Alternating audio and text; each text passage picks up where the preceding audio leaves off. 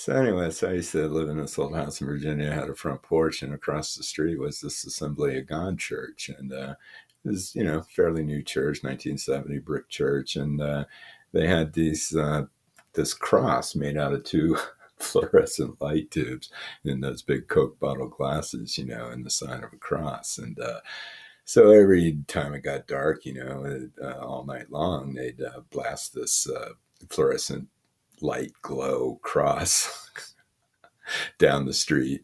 And every time you were on the porch at night, that was really kind of the dominant feature that you saw. So I was sitting out one morning about 2 in the morning, sitting in a rocking chair, and I was just staring at this cross. And then all of a sudden, it just went into my mind. I was like, "Oh my God, that was a Roman execution device."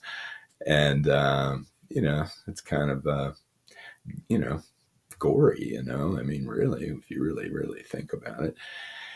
And, and then I started thinking, well, God, if you freeze dried a Roman soldier from back then and brought him back like 2,000 years later, it would really creep him out. I mean, all these houses of worship with execution device on it, I mean, prominently, people wearing little execution devices around their neck, people making the sign of the execution device before they prayed to their benevolent God.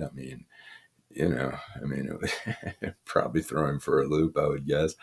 And then I started drifting off into like, well, geez, what if Jesus was alive now? And he was talking about peace and love and help the poor and everybody work together. I mean, he'd last about as long as he did back then, and they'd execute him, and but only it would be in an electric chair. And then, 2,000 years later, if everything was the same, there'd be all these houses of worship with an electric chair up on top of it, and people wearing little electric chairs around their necks, and